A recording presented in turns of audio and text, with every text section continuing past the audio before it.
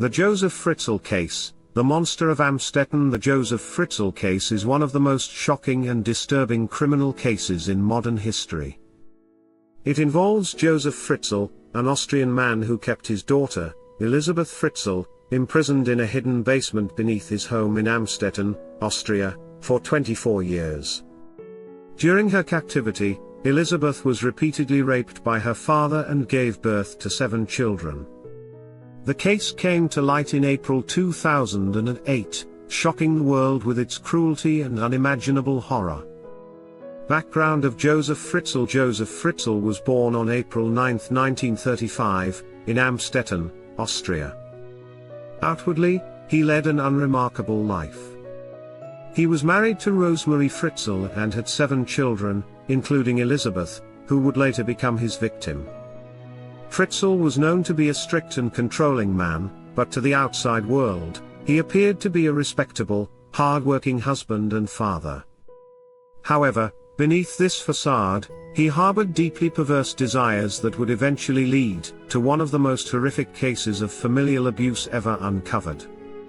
Elisabeth's abduction and imprisonment. Elisabeth Fritzl was born on April 6, 1966, and endured a difficult childhood under her father's authoritarian rule. Joseph began sexually abusing Elisabeth when she was just 11 years old, a fact that remained hidden from the rest of the family.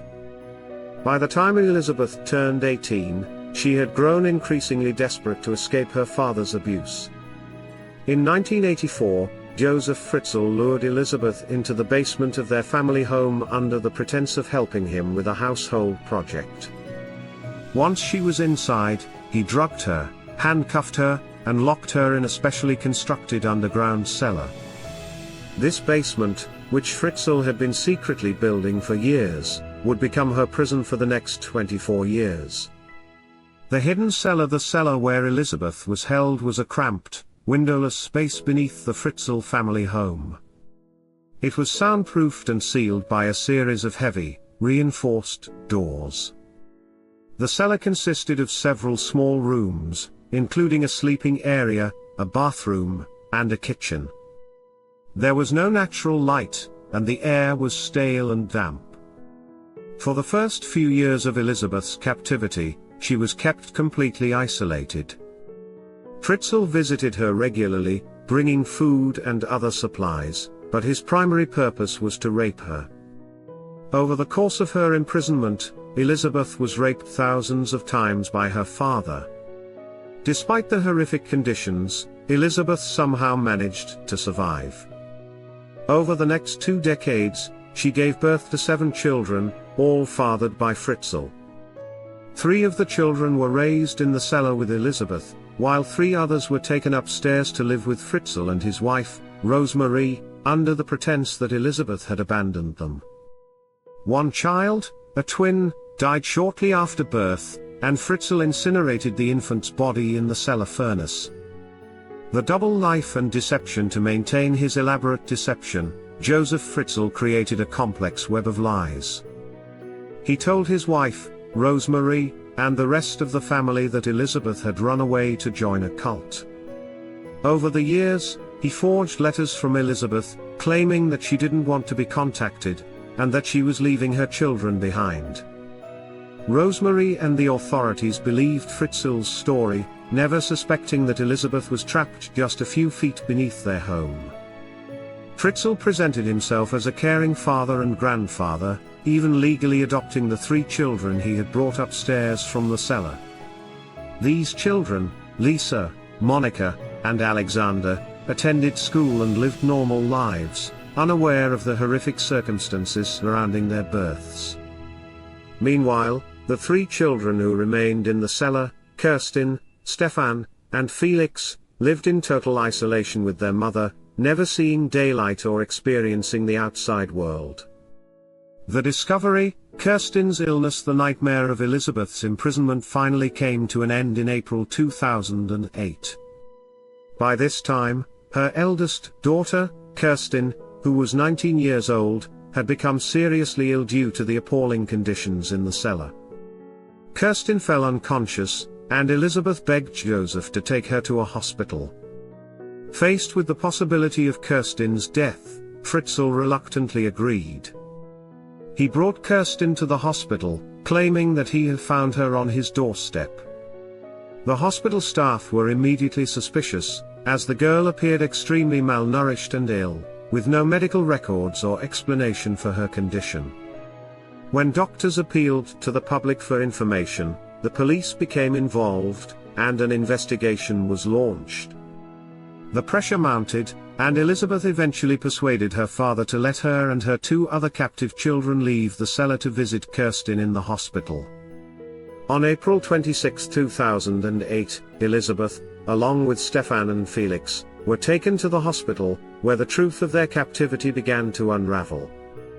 Elisabeth was able to speak with the authorities, revealing the horrific details of her 24 years of imprisonment and abuse. Josef Fritzl's arrest. After Elisabeth's revelations, Josef Fritzl was arrested on April 26, 2008. He initially denied all accusations but eventually confessed when confronted with the overwhelming evidence. He admitted to imprisoning Elisabeth, raping her repeatedly, and fathering her 7 children. Fritzl's arrest shocked not only Austria but the entire world. The media dubbed him the Monster of Amstetten, and the case raised serious questions about how such abuse could go unnoticed for so many years. Many wondered how Rosemary, Fritzl's wife, and the rest of the family had failed to realize what was happening beneath their home.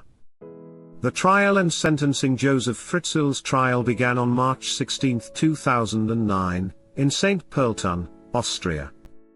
He faced charges of rape, incest, murder, for the infant who died in the cellar, false imprisonment, and enslavement. During the trial, Fritzl's defense team tried to paint him as a man suffering from mental illness, but the jury was unmoved by the argument.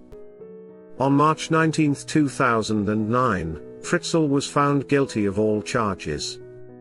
He was sentenced to life imprisonment without the possibility of parole for 15 years. He was sent to a special facility for the criminally insane, where he remains to this day. Life after captivity. Elisabeth and her children. After being freed from the cellar, Elisabeth and her 6 surviving children were placed in psychiatric care. The trauma they endured was profound, and the process of reintegration into society was slow and difficult.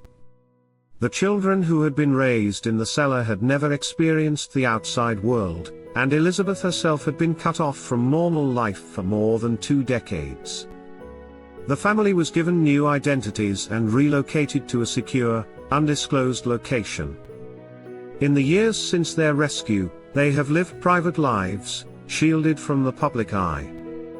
Elisabeth, now in her 50s, has worked to rebuild her life, and her children have gradually adapted to life outside captivity, though the psychological scars will likely remain with them forever.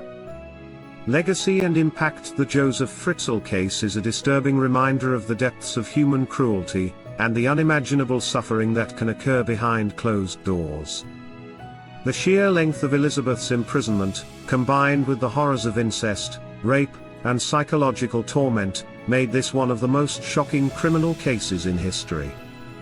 The case also brought attention to the failures of Austrian authorities, as many questioned how Fritzl was able to build and maintain such an elaborate dungeon without arousing suspicion. While neighbors and local officials were shocked by the revelations, some criticized the lack of oversight and vigilance in cases of long-term family abuse.